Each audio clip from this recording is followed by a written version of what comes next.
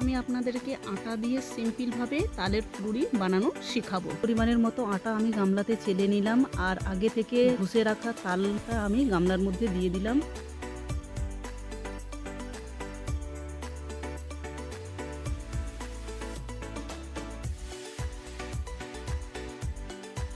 এখন আমি তাল আর আটাটাকে ভালোভাবে মাখিয়ে নেব।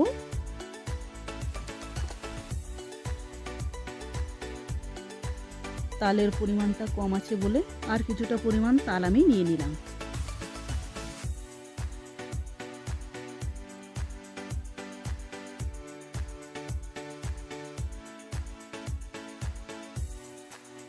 তাল আর আটাটাকে আমি ভালোভাবে মাখিয়ে নিলাম।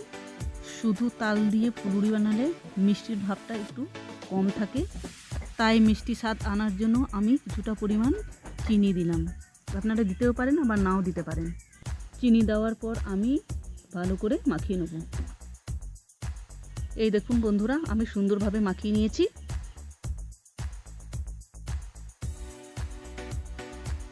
এখন আমি উনুনে কড়াইটাকে বসিয়ে দিলাম। কড়াইটা গরম হয়ে গেছে, এবার আমি পরিমাণের মতন তেলটাকে ঢেলে নেব।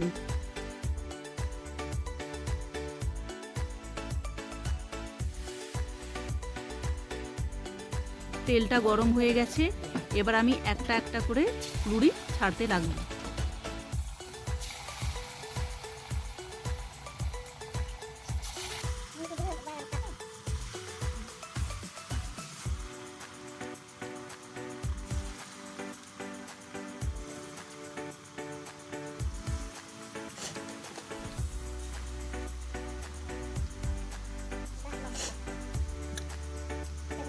নিচের দিকের ফুলুরিগুলো লাল হয়ে গেছে, তাই আমি একটু উল্টে পাল্টে ভালো করে ফুলুরিকে ভেজে নেব।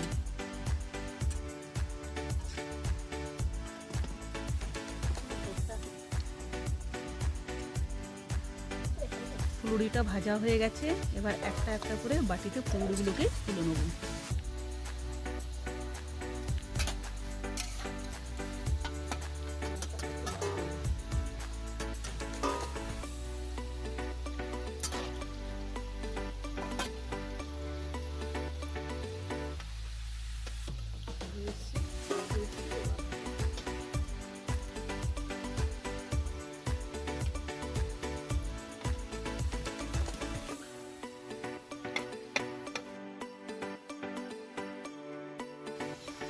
ফুলুরি ভাজা আমার কমপ্লিট হয়ে গেছে।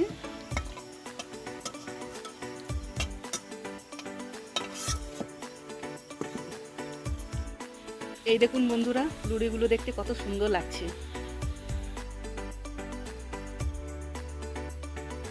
দেখুন বন্ধুরা, আমি খেয়ে দেখব।